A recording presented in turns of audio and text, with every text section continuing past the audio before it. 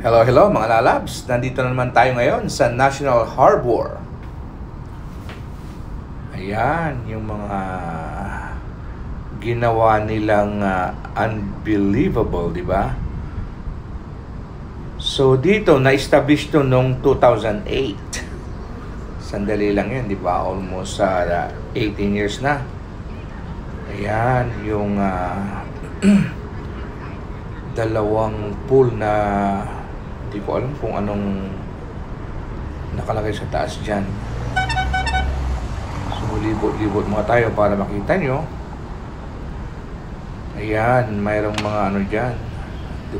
Iba-ibang statue. So, halo-halong mga ano yan. May Navy, Army, Air Force, Marines, kung ano-ano man yan, di ba? Halo-halo sila. Tsaka dito, ang daming mamasyal talaga dito. Halos kwanto buong taon, kahit winter, pinupuntahan to. Kita mo yung pavement niya, oh. Pira-piraso yan na ginawa yan. Tapos dyan, oh. Yung tawag ba nila na stage, di ba? Yun sa may nagpi-perform dyan. Tapos yan, kita nyo, dalawang side ang may hagdanan. Tapos palibot niyan, mga lalab sa mga ano yan, mga tindahan. Kung ano-ano dyan mabibili nyo. Lahat dyan. Mga restaurants, mga halo-halong kainan na. Tsaka yung Ferris wheel, oh, kikita nyo. Mamaya, lapit tayo dyan para makita natin yung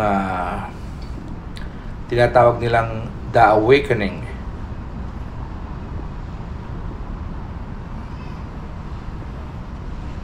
Tanghali kasi ngayon kaya hindi pa masyadong maraming tao. I mean, maaga pala ako. Ano to? Mga 9 o'clock. Kaya sarado pa yung mga ibang restaurants.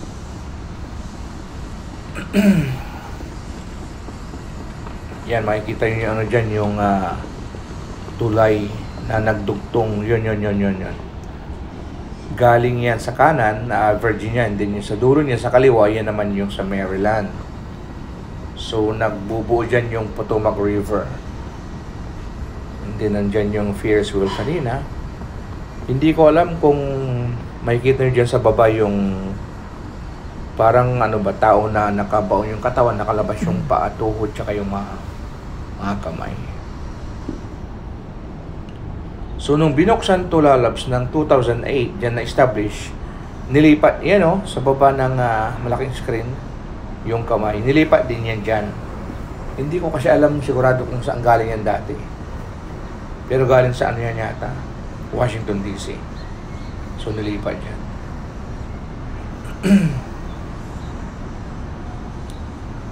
So, nakikita nyo ano dyan yung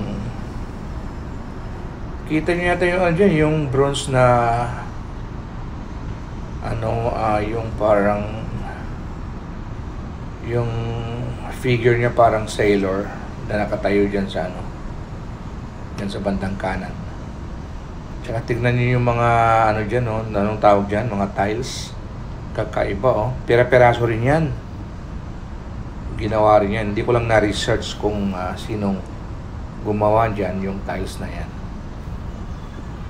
Kakaiba, di ba?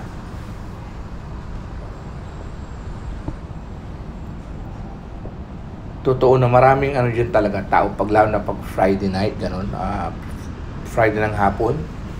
Sabado linggo kasi ano yan, pasyalan talaga yan. Daming dumadayo. Alam niyo naman, malapit na yung ano dyan, MGM na casino. So, ang dami. Tsaka yung ano dyan, mga lalabs, ang Gaylord Hotel. Maganda rin dyan. Sa loob pa lang, para kang nasa ano, yung isla na paradise na hindi mo maintindihan. Ang ganda ng view. Salamin yung buong wall. Tapos overlooking pa yung Potomac River. Ang dami pang kainan, pati buffet. Ayan, tingnan natin ngayon ulit yung ano niya, oh, floor. Tingnan yung mga ano. Kakaiba kanina pero pag sa video pala iba. Ang ganda ng design. Yan, si George Washington ba? Ayan, mas malapitan, mas maganda. Kasi parang may event dyan, mamaya. May nilatag sila sa hindi ko alam kung anong event dyan. Baka parang kasi magle-labor din na next week, kaya ganun. Hindi ba tayo ngayon dito para makita yung sa gilid niya. Yung kanina may tiles doon, ito naman sculpture, Ito yung kabilang side naman, may steps din.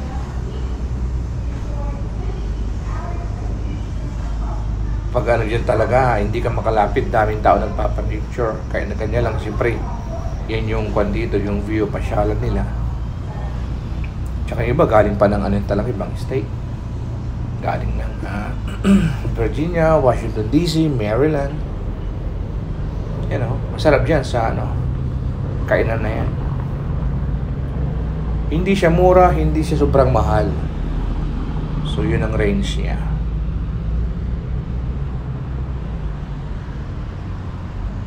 Tatawid tayo doon para makita natin yung ibang statues. Swerte lang kasi hindi ma-traffic. As in, nabibilang mo yung sasakyan talaga kasi maaga pa. Lampas 9 o'clock pa lang ng umaga. Nagpunta ako dito kasi may event ng mga military. So mag-attend tayo ng Dallas G's. 10 a.m.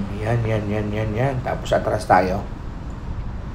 Ang ganda ng view, di ba? Kahit araw-araw ko dyan, daling ko yung e-bike ko. Kayo ba? Gusto nyo rin dyan? Mamasyal? Makahanap ng lovers or mga fafa? Yan na naman tayo. I-research ko talaga yung dalawang pool na yan para alam natin kung anong nasa taas niya. Lakad tayo doon. Ayan na. Ito naman yung likuran ng Potomac River. Pag nakaharap ka, ito yung likod niya. So, puntahan natin doon sa bandang dulo. So, nandyan yung mga kakaibang statue.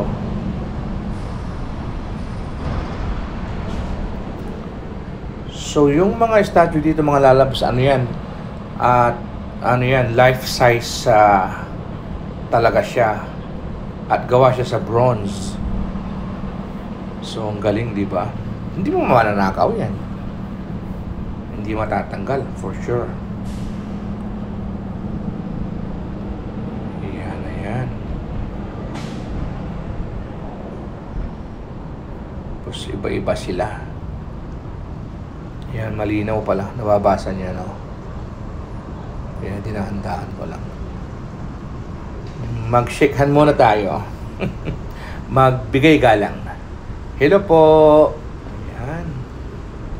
Shakehan. Ayun. Si Mr. Lincoln ba yung kanina? Parang. Kayo nang bahala mga lalabs kung kilala nyo. Paki-comment down below na lang.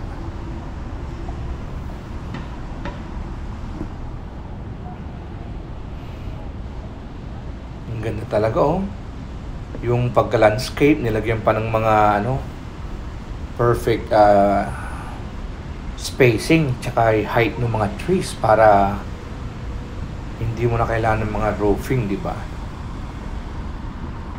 Mula ng roof para lilim na yan. Kahit na tanghali, ang ganda sa ilalim na naglalakad ka. Hindi mainit, tsaka sariwa pa kasi alam mo naman pag nasa ilalim ka ng mga puno, makakuha ka pa ng dyan, energy. Base lang yun sa mga narinig natin, ha. Hindi naman ako 100%. So, kaya ng bala doon. Kahit maglibot-libot ako dito, yung mag-live ka pag maraming tao, di ba ang ganda? Maaga ako kasi para hindi masyadong crowded. Kasi alam mo na pag crowded yung iba, ayaw nilang nasa video. But anyway, public naman, di ba? So, safe naman yun kasi nasa public ka. So, pag ayaw mong ma-expose, huwag ka sa public. Doon ka sa private, di ba? Pasok ka ng sugo. Yun ang private. Lipat tayo ngayon. Tara. Para may ibang view. Ayan. Tingnan mo yung mga pagkagawa ng mga buildings dyan. Oh. Commercial buildings yan. Tingnan mo yung mga, ano dyan, yung bato. Oh. Ibang klaseng design din, no? Nilagyan talaga sa isang wall.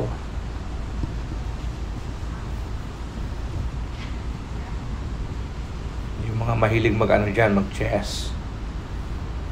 Punta lang kayo dyan. Maraming ano dyan, mga galing na mga kalaban nyo. Hindi naman sila talagang ano, yung mga galing na professional, but siyempre, galing na rin. Kita mo, iba-ibang klaseng sculpture. Hindi ko nakuha yung pangalan kasi.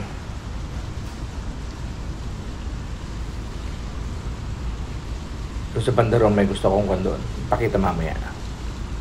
Pagkarin natin. Ang ganda, di ba? Tahimik. Wala masyadong tao pa. Malamig-lamig pa, syempre. Ang ganda. So, kailangan nyo ng kwan dito, 2 days talaga pag magpunta kayo rito. Maraming pwedeng pasyalan. Dyan pa lang sa National Harbor. Kulang talaga yung 2 araw.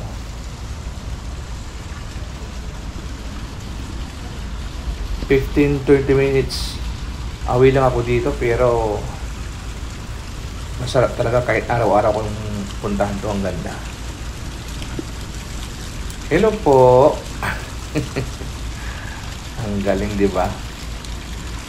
Nakakaano dyan, refresh. Maupo ka lang, bili ka ng kape, dessert, di ba? Ang ganda. Okay, kain ka ng salad, maupo ka dyan, meron kang bubble tea. Ang ganda yung bubble tea. Tapos marami kang makitang people. Ang ganda talaga ng tunog yan, mga lalabs. Ang kulang mo na lang dyan, kama. Para makatulog ka, no? Pampatulog yan, eh. Ang ganda. Para ka nasa ano lang, yung falls o kaya sa bukid. Oops! Sorry po. Padaan po. Yan ang forever, di ba? Walang hintong lambingan yan. Araw-gabi. Walang kasawa-sawa. Hindi ko sure, pero si ano ba yan, mga lalabs? Marilyn Monroe? Hindi, ano, isang sailor na ano yata, na-miss yung kanyang girlfriend or asawa. Sorry, hindi ko nakita yung details nun. Kayo nang bahala doon. Yan, ready na ba kayo na magpakain sa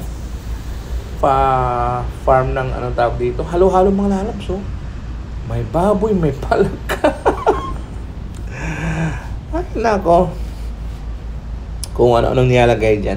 Babaeng palaka. Pero alam nyo, gustong-gusto yan ng mga bata. Kasi iba-iba yung nakikita nila. Hindi yung mga estasyong tao lang.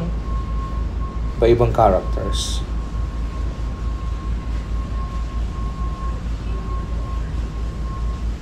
Titignan mo talaga yung mga detalye ng mga building, oh. Ang gagaling. Kakaiba. Yung iba na-appreciate talaga nila. Ayan. Tignan nyo, napakalamig sa mata, no? Yung view. Kaka-relax talaga. Yung